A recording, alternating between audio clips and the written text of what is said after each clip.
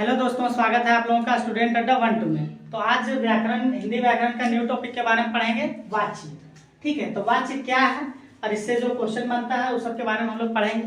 तो देखिए, वाच्य, इससे यह पता चलता है कि क्रिया को चलाने वाला कर्ता है या कर्म। ठीक है, तो कर्ता या कर्म को जानने के लिए हम लोग को क्या जानना जरूरी है, तो वाच्य। वाच्य क्या होता है, तो इससे पता चलता है कि जो कार्य करने वाला है कर्ता है या कर्म है। वाच्य का भेद पूछ दे तो दो भेद। ठीक है, कर्तरी वाच्य और कर्तरी वाच्य। कर्तरी वाच्य वाक्य में कर्ता की प्रधानता होती है। जिस वाक्य में कर्ता की प्रधानता होती है उसे हम लोग कर्तरी वाच्य कहते हैं। ठीक है, उदाहरण के तौर पर मोहन पढ़ता है, तो पढ़ने का काम कौन कर रहा है, तो मोहन यहाँ साफ साफ पता चल जा रहा है, तो कर्तरी वाच्य हो जाएगा।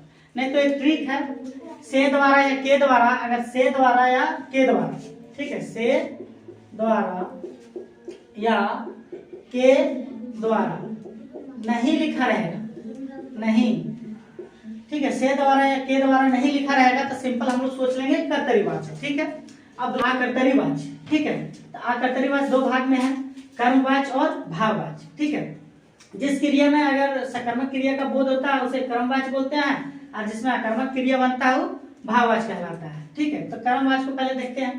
तो कर्म के अनुसार हो, ठीक है, जो काम कर्म के अनुसार हो, जो क्रिया कर्म के अनुसार हो, उसे हम लोग कर्मवाच्य बोलते हैं। ठीक है, या कर्ता इसमें लुप्त होता है, जैसे कि जो कार्य करने वाला रहता है लुप्त रहता है। लेकिन अगर लुप्त ना हो और होता है, अगर कर्ता होता है तो उसके बाद से या द्वारा लगा होता है। जैसे कि देखिए, यहाँ मोहन द्वारा किताब पढ़ा जाता है, द्वारा लगा है, यहाँ कहीं कहीं लिखा होगा मोहन से किताब पढ़ा जाता है, तो ये सब कर्मवाच्य के अंदर आ गया। ठीक है, अब देखिए, अकर्मक क्रिया आ जाए या भाववाच्य बोलते हैं। भाववाच्य को हम लोग अकर्मक क्रिया से ही पहचानते हैं जब आंसर नहीं मिलता है।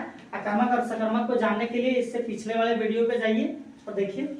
अब देखिए, यहाँ जिसमें कर्ता और कर्म की प्रधानता ना हो, जिसमें कर्ता भी ना हो और कर्म का प्रधानता नहीं हो, ठीक है, उसे हम लोग भाववाच्य कहते हैं। ठीक है, उदाहरण के तौर पर देखिए, मोहन द्वारा पढ़ा जाता है।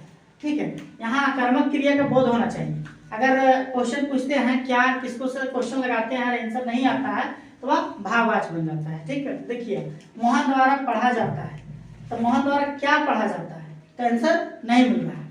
ठीक है, और यहाँ हमेशा भाववाच्य जो होता है नेगेटिविटी का सेंस देता है। नहीं, अधिकतर जे वर्ड में अधिकतर जो नहीं से सेंटेंस जो रहता है वो भाववाच्य से पूछा रहता है। कभी भी यहाँ नहीं अगर सेंटेंस में मिल गया और पूछेगा कौन सा वाच्य है, तो हम लोग सिंपल ही भाववाच्य मार देंगे। ठीक है, अब कभी कभी परिवर्तन के बारे में पूछ देता है, कर्तरी वाच्य दे देता है, कर्मवाच्य के बारे में पूछता है, क्रमवाच्य दे देता है, भाववाच्य के बारे में पूछता है। मतलब तीनों में से कोई भी दे देगा और तीनों में से कोई भी बदलने बोलता है। जैसे कि उदाहरण के तौर पर देखिए, गोपाल, गोपाल पत्र लिखता है, तो से द्वारा या के द्वारा नहीं है तो सिंपल कर्तरी वाच्य। अब इस तरह लिख देगा और बोलेगा कि क्रमवाच्य में बदले। ठीक है, तो कर्मवाच्य में बदलने के लिए से द्वारा या के द्वारा लगा देंगे तो बदल जाएगा। तो यहाँ लिख देते हैं, गोपाल द्वारा पत्र लिखा जाता है। ठीक है, वही अगर भाववाच्य में बदलने के लिए बोल दिया जाए तो डायरेक्ट हम लोग लिख देते हैं कि गोपाल द्वारा लिखा जाता है, लिखा जाता है। कहीं कहीं इस तरह भी रहेगा कि गोपाल द्वारा पत्र नहीं लिखा जाता है। ठीक है, तो आज जो हम लोग है वाच्य, आज का वीडियो में हम लोग वाच्य पढ़ लिए। ठीक है, तो थैंक यू, धन्यवाद।